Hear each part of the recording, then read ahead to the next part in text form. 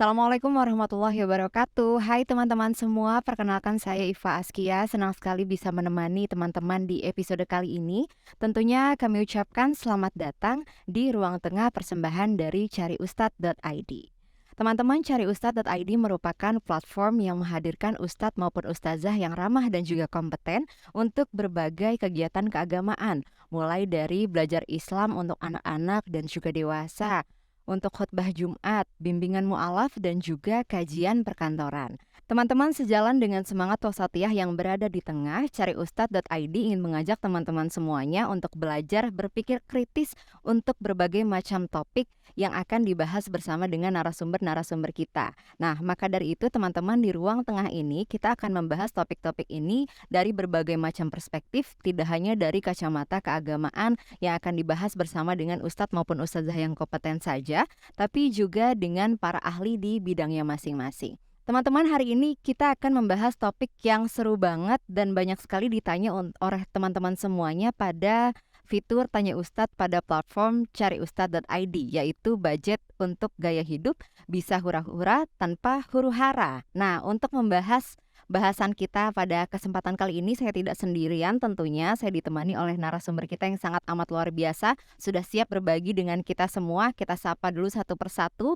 Ini ada Ustadz Muhammad Asgar Muzaki, LCMAG dari cariustad.id. Assalamualaikum warahmatullahi wabarakatuh, Ustadz Asgar. Waalaikumsalam warahmatullahi wabarakatuh. Oke, teman-teman, narasumber kita selanjutnya yaitu ada Mbak Likwina Hananto dari QM Financial selaku Lead Financial Trainer dari QM Financial. Nah, QM Financial ini merupakan perusahaan yang bergerak di bidang pelatihan dan juga edukasi di bidang literasi finansial yang berdiri sejak tahun 2003 dengan misi Financial Education for All. Nah, teman-teman, QM Financial ini juga secara reguler mengadakan kelas-kelas finansial yang juga akan membahas berbagai macam topik di bidang keuangan. Nah, untuk teman-teman yang tertarik untuk mengikuti kelasnya, teman-teman bisa langsung follow saja Instagram dari QM Financial di @qm_financial. Begitu ya. Oke, teman-teman, kita akan mulai dulu. Kita akan sapa dulu nih Mbak kita yang sudah sangat ready untuk berbagi dengan kita semua. Assalamualaikum warahmatullahi wabarakatuh, Mbak Wina. Oke. Assalamualaikum Pak Ustaz. Oke, teman-teman, kita akan langsung mulai topik pembahasan kita hari ini mengenai gaya hidup, begitu ya. Pertama saya mau ke Ustadz Asgar terlebih dahulu. Ustadz, sebetulnya bagaimana pandangan Islam gitu? Apakah boleh seseorang itu memiliki keinginan untuk memenuhi gaya hidup? Kalau memincang anjuran Islam tentang gaya hidup, sejatinya ada banyak ya, ayat-ayat atau hadis yang menganjurkan tentang gaya hidup tertentu gitu. Tapi kalau boleh saya kerucutkan ya, Mbak Iva, Mbak Wina, itu terangkum dalam dua hadis Nabi SAW. Yang pertama, hadis Rasul yang bunyinya min husni islamil mar'i tarkuhu ma la ya'nihi, bahwasanya tanda kesempurnaan seorang muslim itu ketika dia mampu meninggalkan kegiatan atau benda yang gak bermanfaat buat dia. Yang kedua adalah kata Rasul juga, tapi gak tahu kenapa hadis yang kedua nih punya tempat spesial di hati saya. Itu terpampang ketika saya nyantri dulu tuh di tembok yang paling kolosal di pesantren. Bunyinya khairun nas anfa'uhum linnas, bahwasanya sebaik-baik manusia itu adalah yang bermanfaat bagi orang lain. Jadi poinnya dua, kalau itu gak bermanfaat kita tinggalkan, kalau itu bermanfaat bisakah kita bagi itu ke orang lain. Dan kalau perlu ya, kalau memang kita udah bisa ada di derajat yang lebih tinggi dari itu, bisakah kita mengutamakan orang lain untuk menerima manfaat tersebut. Ini yang diterapkan oleh para sahabat Ansor ketika mereka menerima hijrahnya orang-orang Mekah. Mereka tahu mereka kesulitan gitu kan, baru diusir dari kampung halamannya. Akhirnya mereka yu'thiruna ala anfusihim walau kana bihim khasasah. Mereka mengutamakan orang-orang yang hijrah ini walaupun mereka sejatinya butuh. Tapi gini, sebenarnya gampang gitu kan, manfaat ya ambil, bagi, kalau nggak bermanfaat ya tinggalin. Pada realitasnya untuk mengoperasionalkan variabel bermanfaat atau enggak di era teknologi informasi ini luar biasa sulit. Kita tahu hari ini banyak expertise gitu kan, banyak jurusan baru, banyak profesi baru. Paling gampang contohnya kita ambil gadget gitu. Buat saya yang kerjanya mungkin cuma ngajar, laptop 5-10 juta itu kayak udah overkill gitu. Udah cukup banget buat orang ngajar gitu kan. Tapi buat mas-mas editor di sini gitu kan, barangkali mereka butuh PC yang harganya 2 digit gitu, komputer, laptop yang harganya 2 digit. Itu sangat bisa dijustifikasi, dibenarkan. Makanya nggak melulu definisi orang yang gaya hidupnya apa, anti frugal, anti minimalis tuh punya barang-barang yang prestisius, nggak mesti. Hari ini kita hidup di mana standar kebermanfaat itu relatif. Kembali ke 2 poin tadi. Kalau itu nggak bermanfaat kita tinggalkan, kalau itu manfaat kita bagi ke orang lain. Wallahu a'lam. Oke, betul. Pada intinya sih sebetulnya kalau seandainya, sebetulnya keinginan kita untuk memiliki dan juga memenuhi gaya hidup itu sebetulnya boleh-boleh aja begitu ya Ustadz ya, tapi selama itu bermanfaat boleh kita lakukan, tapi kalau nggak bermanfaat ya ditinggalin aja begitu ya. Oke, saya mau ke Mbak Wina selanjutnya. Dari kacamata keuangan, gaya hidup itu sebetulnya dia ada budgeting khusus atau tidak Mbak? Gitu. Berapa persen dia kalau seandainya dari penghasilan yang kita dapatkan per bulannya? Kita bikin definisinya dulu ya. Yang disebut gaya hidup tadi yang hura-hura tanpa huru-hara itu adalah saat sebetulnya ini tuh pengeluaran yang kalau nggak ada tuh hidup kita baik-baik aja. Jadi tidak harus pakai barang yang mewah sekali, tidak harus pakai apa gitu. Definisinya akan berbeda-beda di setiap orang, tapi coba cek deh kalau barang ini nggak ada sebenarnya aku bisa hidup sih, tapi nggak happy gitu, tapi nggak seneng, tapi seru kalau ada loh gitu. Nah itu artinya udah gaya hidup. Lain sama harus makan, lain sama harus sandang pangan papan itu kan harus ada. Nah dari situ karena penghasilan kita semua terbatas dalam jumlah yang tadi relatif berbeda-beda, maka yang harus dibatasi itu adalah persentase dari si pengeluaran gaya hidup yang sehari-hari. Jadi kalau misalnya ngopi misalnya di rumah bisa ngopi, tapi kalau aku lagi meeting keluar aku cari tuh kopi yang enak ada di mana. Nah ini kan sebenarnya gaya hidup, kalau nggak ada juga sebenarnya baik-baik aja, tapi pengen oke kita kasih batas. Nah batasnya biasanya hitungan matematikanya adalah maksimum 20% dari penghasilan. Jadi kalau lebih dari itu berarti udah berlebihan nih gitu. Tadi kan kalau istilahnya cari yang di tengah ya, cari batasannya apa. Menariknya lagi, kadang-kadang kita mau beli barang atau misalnya tadi butuh gadget yang lebih canggih untuk menunjang pekerjaan. Nah kalau kayak gitu, nanti kita ukur nih mampunya tuh di angka berapa, dan mungkin nggak bisa dari 20% tadi. Mungkin harus nabung dulu. Nah sehingga ngaturnya selain dari yang sehari-hari, dari gaji kita, dari penghasilan kita, bisa juga bikin nih rekening khusus supaya kita bisa hura-hura tanpa huru-hara. Jadi bisa dari penghasilan, bisa juga kita kumpulin dulu sampai uangnya ada. Tapi tetap gak pakai utang. Oh iya, oke, tetap intinya begitu ya, jangan sampai ngutang gitu ya, sesuai dengan kebutuhan, sesuai dengan kemampuan intinya gitu ya Mbak ya. Oke, tadi kalau sudah disinggung oleh Ustadz Asgar gitu, sebetulnya boleh-boleh aja memenuhi kebutuhan hidup gitu, gaya hidup begitu ya. Nah ini sejauh mana kebolehannya Ustadz kalau sesuai dengan syariat? Paham. Jadi dalam agama kita selama nafkah buat keluarga itu terpenuhi ya Mbak Ifah ya. Kemudian zakat fitrah, zakat mal yang 85 gram emas itu mencapai nisab itu juga dikeluarkan. Sisa surplus harta kita keluarkan buat apapun. Itu menjadi hak dan tanggung jawab kita masing-masing sejatinya. Kita mau misalnya nih ya, kalau kita berandai-andai Mbak Wika, pengen punya rumah 3 lantai, kemudian gak cukup dengan itu kita beli penthouse yang termahal di Jakarta. Monggo. Kita pengen punya koleksi mobil supercar di garasi kita. Ada Ferrari Enzo, Stradale, silahkan. Kita mau ganti gadget kita dengan yang paling mahal setiap tahun. Sekarang apa katanya? iPhone 14 Pro Max. Silahkan juga, mangga. Allah Ustaz. Tapi yang kita perlu garis tebal tadi kembali ke poin tadi. Apakah kita mampu memaksimalkan kebermanfaatan dari semua gadget tersebut? Karena sebagaimana firman Allah ya, mithqala dzarratin khairan mithqala dzarratin syarron yarah. Semuanya seberat zarah apapun bakal ditimbang kira-kira itu dapat dari mana dan digunakan buat apa. Kalau nggak salah ada satu komunitas anak muda namanya Yung Ngaji gitu. Mereka selain ngaji juga mengangkat awareness tentang hisabnya barang-barang yang kita udah nggak pakai ini gitu. Ini daripada barangkali ya ada barang bekas di rumah gitu, baju-baju yang udah numpuk menggantung di lemari kita, daripada memperpanjang hisab kita di akhirat nanti, mendingan dipindah kepemilikannya gitu Mbak. Jadi sejatinya nggak ada batasnya. Tapi tadi selama kita mampu memaksimalkan kebermanfaatan dari semua yang kita miliki. Allah alam bisa. Oke, jadi sejauh mana itu kembali lagi ke apakah barang itu bermanfaat atau tidak. Kalau masih kita punya, masih kita pegang, apakah masih bisa kita gunakan dengan sesuatu hal yang bermanfaat atau tidak begitu ya. Oke, saya mau kembali ke Mbak Wina ya.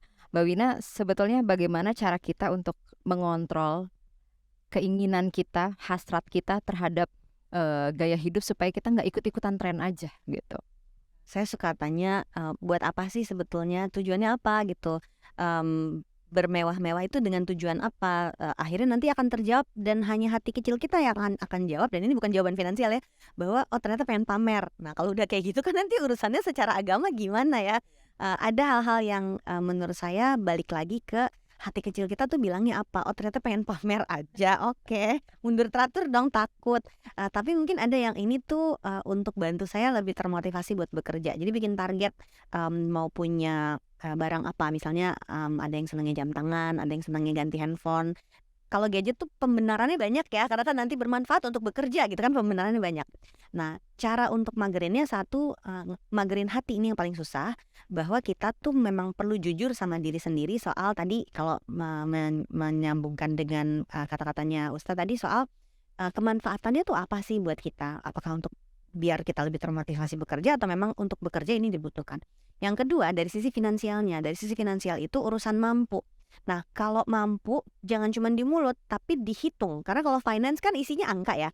Nah, beneran kamu mampu tuh apa kodenya? Jadi kalau saya biasanya ngukurnya adalah harus ada uang bebas di si rekening buat shopping tadi, rekening hura-hura tampe huru-hara yang saya nabung sedikit demi sedikit lama-lama jadi bukit. Ini terpisah dari dana darurat, pendidikan anak, liburan, pensiun tuh beda ya. Ini rekening yang memang bener disebutnya uang bebas, punya saldo berapa di uang bebas itu. Kalau saldonya bisa beli 2 barang yang kita inginkan, baru saya berani belanja. Jadi kalau misalnya nih mau beli tas misalnya harganya 500.000, di rekening itu ada 500.000, saya nggak berani belanja karena habis kalau saya belanjain. Tapi di rekening itu ada 1 juta dan memang nggak ada niatan lain uang itu buat apa, bukan buat sekolah anak, bukan buat bayar zakat, udah lain lagi posnya. Berarti saya mampu beli 2, tapi saya cuma beli 1. Nah, jadi ngukur kemampuan itu ada matematikanya juga. Semoga itu nanti bisa dijadikan tips yang bisa membantu. Iya, betul sekali. Jadi penting banget untuk kita semua punya rekening bebas begitu ya, Mbak ya. Budgeting untuk bebas untuk kita hura-hura begitu ya supaya Jadi ngikut nggak kata. hura-hura. Iya.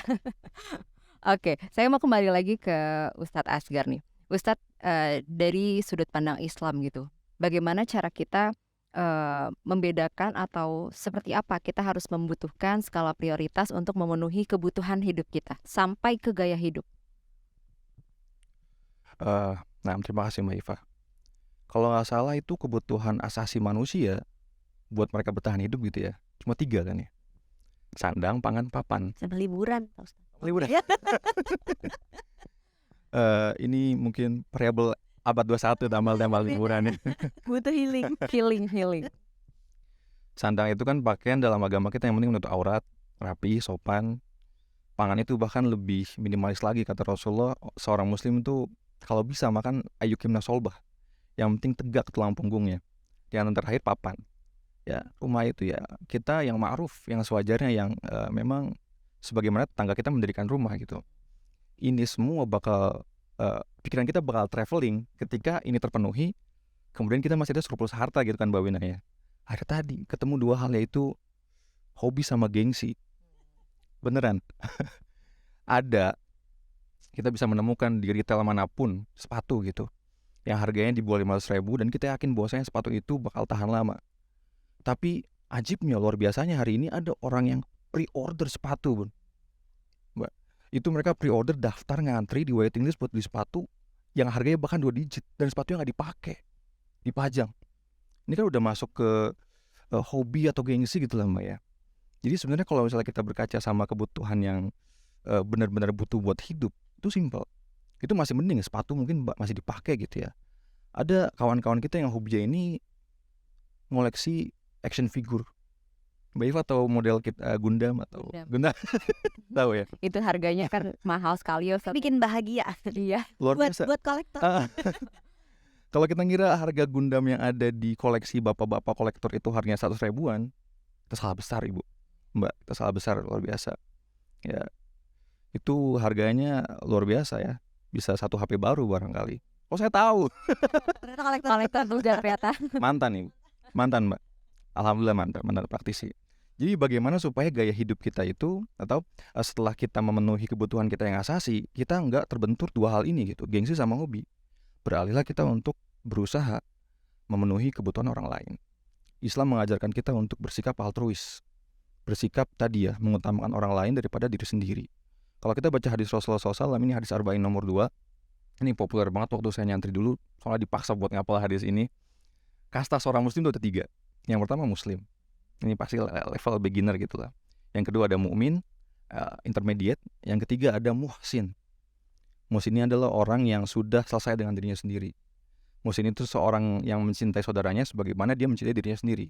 Muhsin itu orang yang mengutamakan orang lain walaupun dirinya sama-sama butuh tadi. Yusiruna ala anfusihim walau kana bihim khasasah. Kita tahu bahwasanya Rasulullah itu penguasa Hijaz, Mekah, Madinah.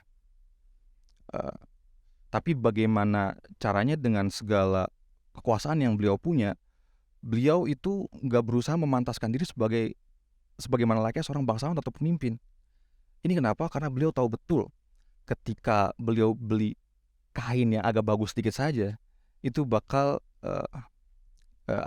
bikin berat para pengikut beliau yang masih kaum proletariat gitu. Bagaimana perasaan mereka? Rasulullah masih berusaha menjinjing perasaan mereka. Jadi kalau misalnya kita hari ini bisa sukses punya banyak koleksi mobil supercar gitu ya, di tengah-tengah tetangga kita yang masih sulit makan, kita barangkali sukses sebagai pengusaha tapi gagal menjadi manusia. Yang baik, Pak.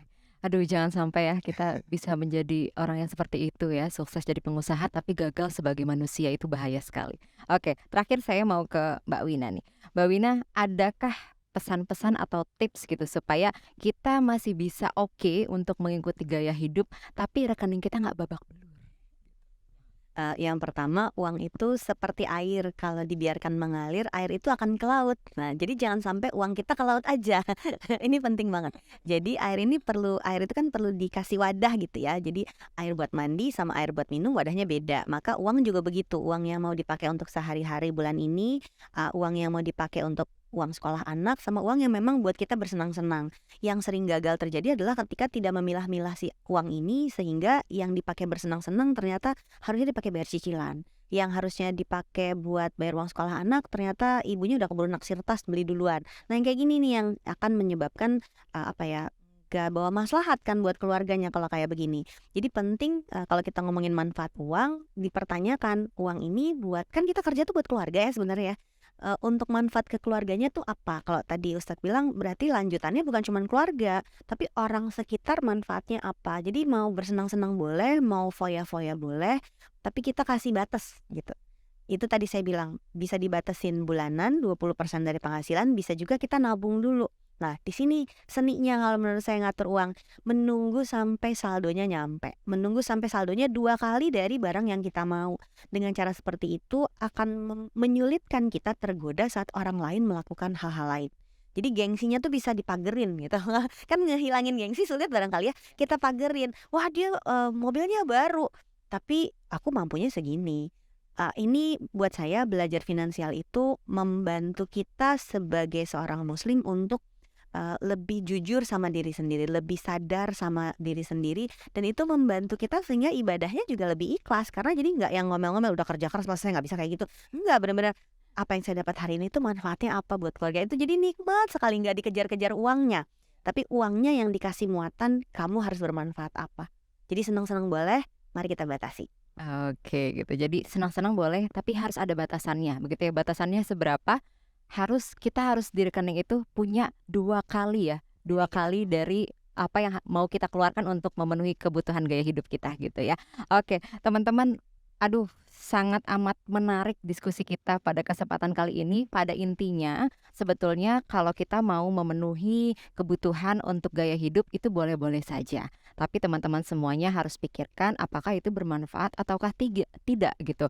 Rekening teman-teman juga apakah ada 2 kali saldo dari apa yang mau teman-teman keluarkan untuk memenuhi kebutuhan gaya hidup ataupun tidak gitu. Itu teman-teman semuanya yang harus sortir, teman-teman semuanya yang harus bisa memilah-milah mana yang penting, mana yang tidak. Begitu ya. Terima kasih sekali kami ucapkan tentunya ke Mbak Wina, ke Ustadz Asgar juga untuk sharingnya yang sangat amat luar biasa. Dan untuk teman-teman semuanya jangan lupa untuk selalu saksikan platform cariustadz.id di ruang tengah, karena teman-teman semuanya akan mendapatkan informasi dan juga topik-topik bahasan yang sangat amat menarik di episode-episode berikutnya. Dan akhir kata saya Iva Askia pamit undur diri. Wassalamualaikum warahmatullahi wabarakatuh.